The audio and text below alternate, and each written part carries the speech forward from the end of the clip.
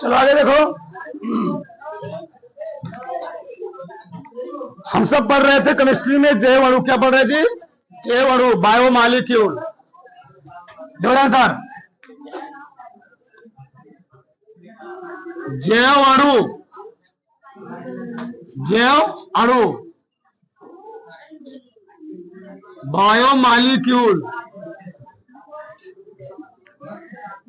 बोलो फांतराओ। चलो, हम सब पढ़ रहे थे प्रोटीन के प्रकार। ठीक, प्रोटीन का पहला प्रकार चल रहा था। पहला प्रकार यानी सरल प्रोटीन खत्म हो गया था ना जी। फिर आगे हम लोग पढ़ेंगे क्या? संयुक्त प्रोटीन। फिर क्या होता है? व्युत्पन्न प्रोटीन। पहले से नीचे लिखो, ना लो। ठीक,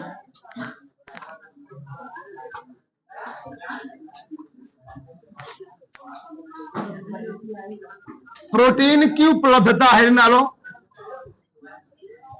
प्रोटीन की उपलब्धता, बोलो मत। प्रोटीन की उपलब्धता उसे लिखो, बता रहे हैं अभी। उसे लिखो, प्रकृति में लगभग 300 से अधिक प्रकार के, प्रकृति में लगभग, प्रकृति में लगभग 300 से अधिक, 300 से अधिक प्रकार के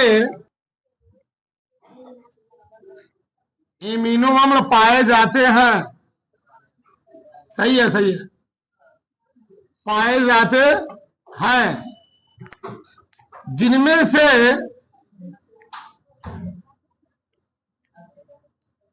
जिसमें से केवल 20 प्रकार के, जिसमें से केवल 20 प्रकार के एमिनो अम्ल की आवश्यकता, एमिनो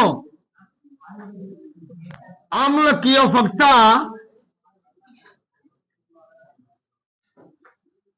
शरीर को होती है, शरीर को चाहिए होती है।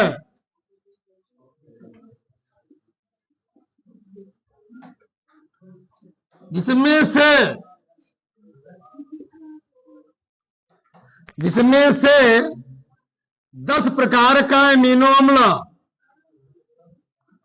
10 प्रकार का एमिनो अम्ल शरीर में पहले से ही उपस्थित, पहले से ही उपस्थित होता है। शेष 10 प्रकार के, शेष 10 प्रकार के एमिनो अम्ल, एमिनो अम्ल भोजन व अन्य खाद्य पदार्थों से, व अन्य भोजन व अन्य खाद्य पदार्थों से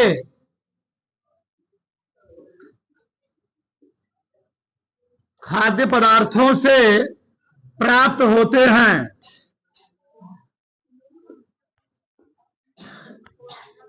प्राप्त होते हैं। बात समझ में आई? इधर देखो, समझो पहले तो प्रकृति में लगभग 300 से अधिक प्रकार क्या पाते हैं? एमिनो अम्ल। अच्छा, एमिनो अम्ल, हम लोग प्रोटीन पढ़ रहे हैं तो एमिनो अम्ल का नाम क्यों ले रहे हैं? क्योंकि बहुत सारे एमिनो अम्ल पॉलीपेप्टाइड बॉन्ड से जुड़ करके क्या बनाते हैं? प्रोटीन का निर्माण करते हैं। आगे सब समझोगे, इसका पूरा स्ट्रक्चर समझोगे। 4 प्रकार की इसमें क्या पाई, संरचनाएं पाई जाती हैं।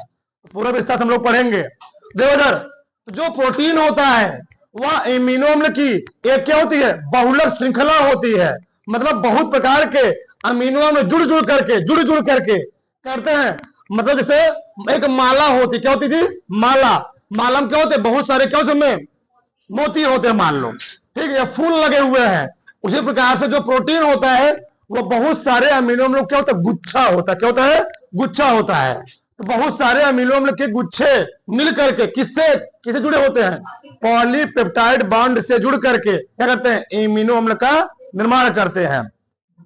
ठीक, तो मानव शरीर के लिए 20 प्रकार के अमीनो अम्ल की आवश्यकता होती है, जिसमें से 10 प्रकार का हमारा शरीर पहले से अमीनो अम्ल क्या करता है, बनाकर रखा होता है। और अन्य जो 10 बचा वह क्या करता है, शरीर भोजन से, ठीक, जो हम लोग खा रहे हैं अन्य पदार्थों क्या करता है, प्राप्त कर लेता है। देखो जरा तो जानते रहो इसलिए।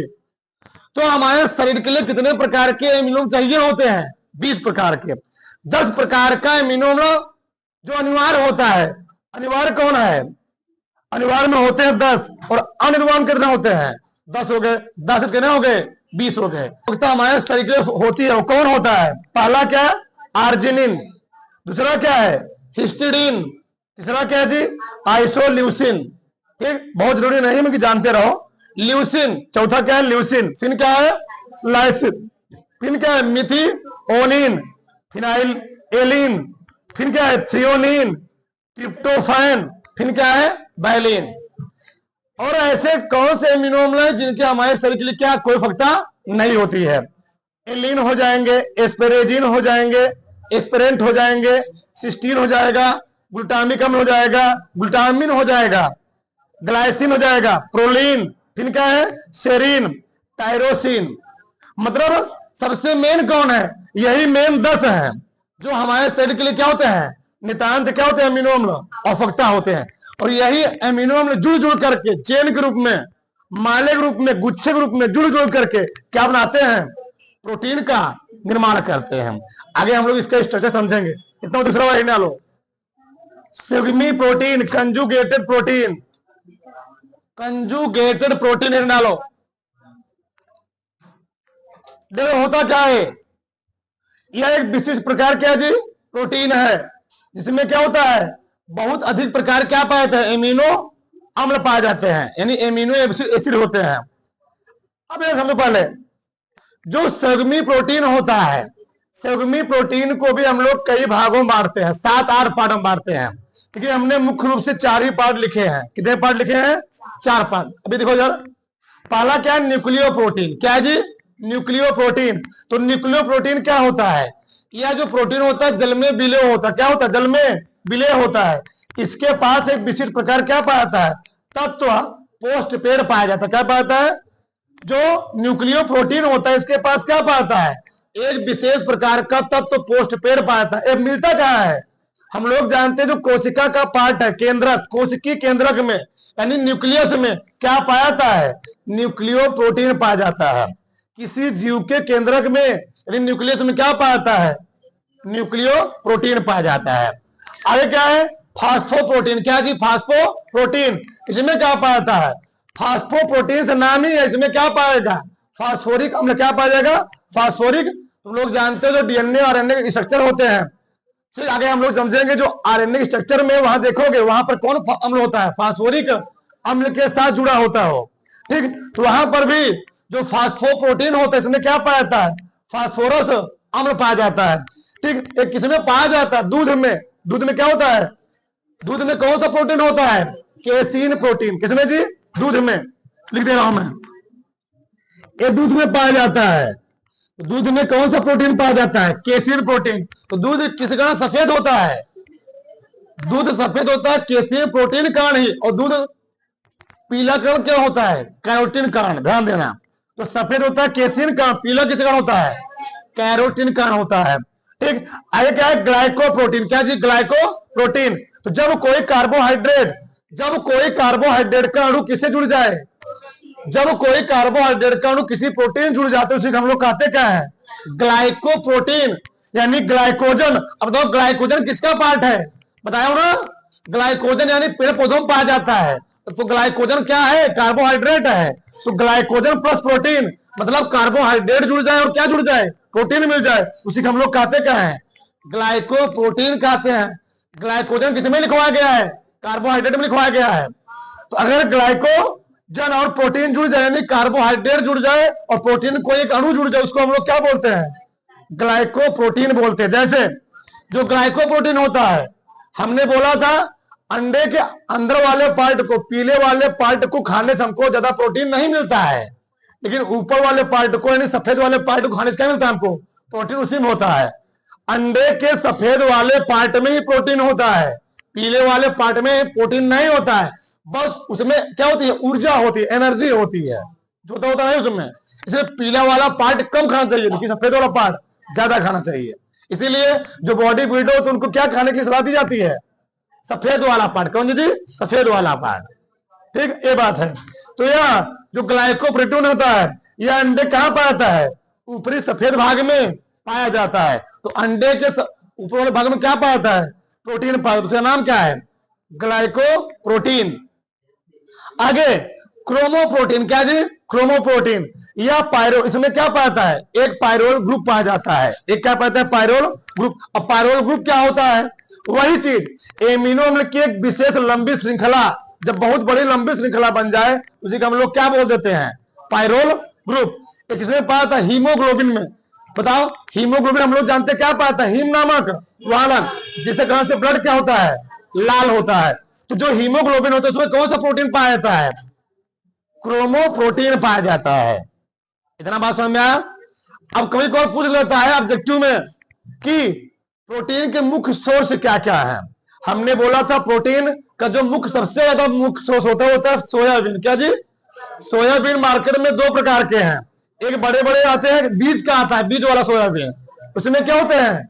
उसमें ज्यादा प्रोटीन पाया जाता है। फिर पाया जाता है दाल में। क्या पाया जाता है? दाल में, पनीर में हो गया, मांस में हो गया, अंडे में हो गया। ये सब क्या होते हैं? ये सब प्रोटीन के मुख्य स्रोत होते हैं। मैंने बोला था, बोलो मत, बताया गया था प्रोटीन का मुख्य कार्य हमारे शरीर में क्या है?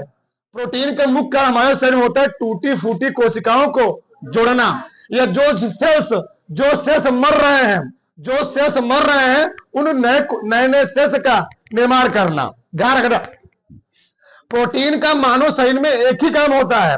जहां सेल्स टूट रहे हैं, तुम चल रहे हो, तुम बोल रहे हो, हमने तुमको डंडे से मार दिया, तो तुम्हारी क्या हो गई? 150 कोशिकाएं क्या होती हैं? मर जाती हैं। तो कोशिकाएं कहां जाती है मरने के बाद?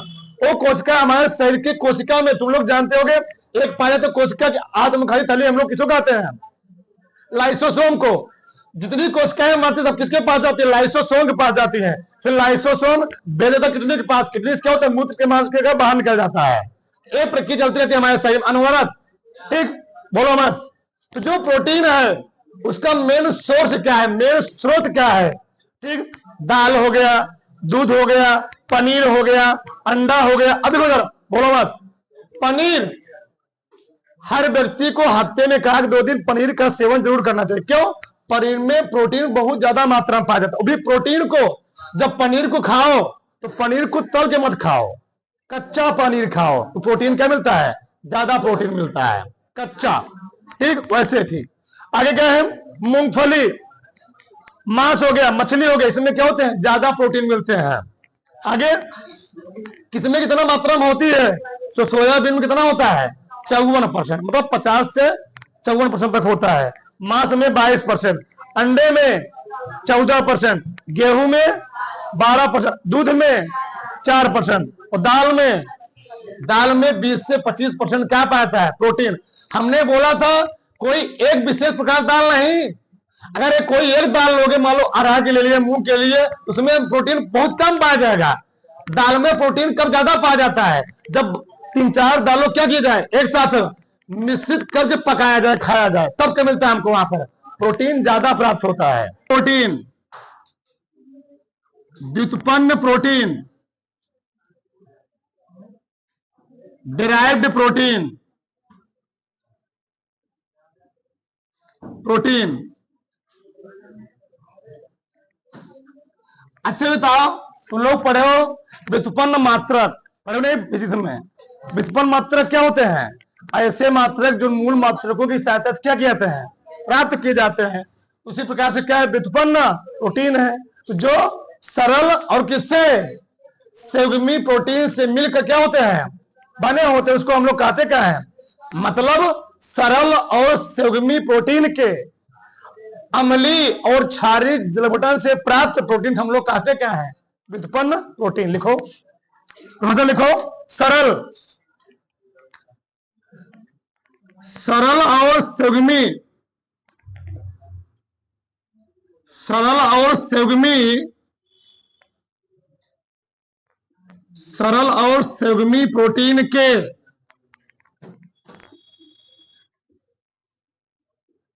अम्लीय या क्षारीय, अम्लीय या क्षारीय जल अपघटन से, बोलो मत, जल अपघटन से प्राप्त प्रोटीन, प्राप्त प्रोटीन व्युत्पन्न प्रोटीन कहलाते हैं। ये बहुत इंपॉर्टेंट नहीं है, जानते रहो। व्युत्पन्न प्रोटीन कहलाते हैं, ठीक। जैसे जैसे पेप्टोन, पेप्टोन, पेप्टोन। अच्छे तुम लोग जानते होगे हमारे शरीर में सर से लेकर के पैर तक पूरा क्या है, प्रोटीन ही है। कैसे? तुम लोग जानते हो मानव शरीर के बाहर ब्लड का थक्का बनाने के लिए कौन जरूरी होता है? फाइब्रिनोजन और प्रोथाम्बिन, ये भी प्रोटीन ही है। फाइब्रिनोजन प्रोथाम्बिन क्या होता है जी? प्रोटीन होता है, जो रक्त का थक्का जमाने के लिए क्या होता है? सहायक होता है। शरीर के अंदर कौन सा प्रोटीन पाया जाता है जो ब्लड को जमने से रोकता है? हिपैरिन। तो सब प्रोटीन के ही पार्ट हैं, ठीक। पुटिका तुम लोग पढ़ोगे बायो में, FSH, LH, luteinizing hormone, follicle stimulating hormone, ये सब भी क्या होते हैं? प्रोटीन के अंदर ही आते हैं। आगे जानोगे, ठीक। अब आगे ना लो दूसरा वाला ना जी, अभी तक पहला वाला खत्म हुआ, दूसरा लिखो अणुओं की, हाँ लिखो अणुओं की आकृति के आधार पर, ना लो अणुओं की आकृति के आधार पर, अणुओं की आकृति के आधार पर, बोलो मत, उसमें लिखो इसके आधार पर प्रोटीन दो प्रकार के होते हैं। इसके आधार पर, इसके आधार पर प्रोटीन दो प्रकार के होते हैं।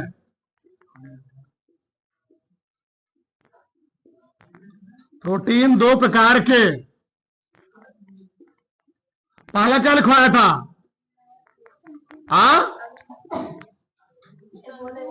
पहले लिखवाया तंतुमय प्रोटीन, हाँ तंतुमय, पहला तंतुमय प्रोटीन। देखो इसमें इस प्रकार की प्रोटीन जल में अविलेय होती है।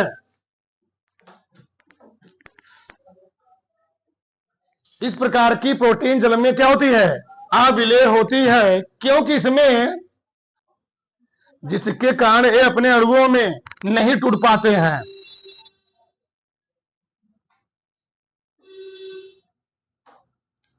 नहीं टूट पाते हैं,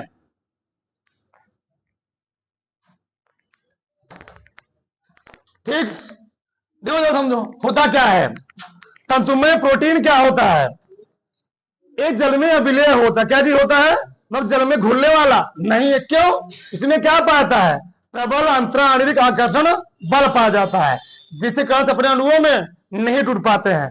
इनका मुख्य काम क्या होता है? यह कोशिका और ऊतक को, यह कोशिका और ऊतक को क्या करते हैं?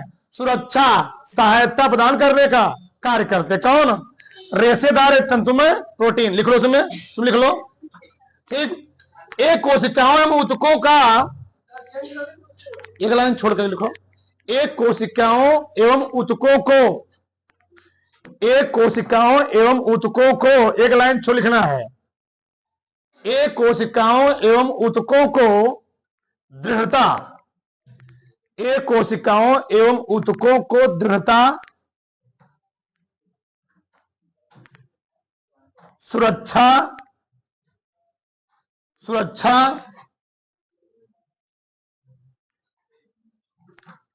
प्रदान करने का कार्य करते हैं, प्रदान करने का कार्य करते हैं।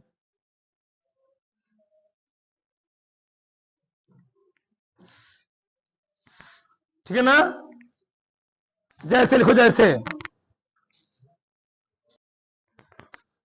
तो जैसे हम क्या है जी, पहला क्या है क्रिएटिन, कहां पाया जाता है, बाल में, त्वचा में, नाखून में कौन सा प्रोटीन पाया जाता है, क्रिएटिन पाया जाता है। ठीक, पेशियों में कौन सा प्रोटीन पाया जाता है, मायोसिन प्रोटीन पाया जाता है। अस्थियों में कोलेजन प्रोटीन पाया जाता है। इसको लिखने में अगला लिखना कौन था वो दूसरा, गोलाकार प्रोटीन, लिख लो 2 लाइन उसमें भी। दूसरा लिखो गोलाकार प्रोटीन, गोलाकार प्रोटीन, स्फेरिकल प्रोटीन इसको बोलते हैं। उसमें लिखो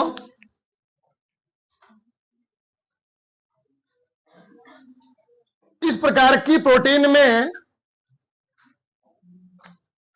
इस प्रकार की प्रोटीन में, इस प्रकार की प्रोटीन में पॉलीपेप्टाइड श्रृंखलाएं, इस प्रकार की प्रोटीन में पॉलीपेप्टाइड श्रृंखलाएं आपस में जुड़ करके, पॉलीपेप्टाइड श्रृंखलाएं आपस में जुड़ करके एक गोलाकार आकृति प्रदान करती हैं। एक लाइन छोड़ लिखो, गोलाकार प्रोटीन का मुख्य कार्य, गोलाकार प्रोटीन का मुख्य कार्य शरीर की उपापचय क्रियाओं में, शरीर की उपापचय क्रियाओं में सहायता प्रदान करना होता है। शरीर की उपापचय क्रिया, मेटाबॉलिक क्रिया में, शरीर की उपापचय क्रियाओं में सहायता प्रदान करना होता है।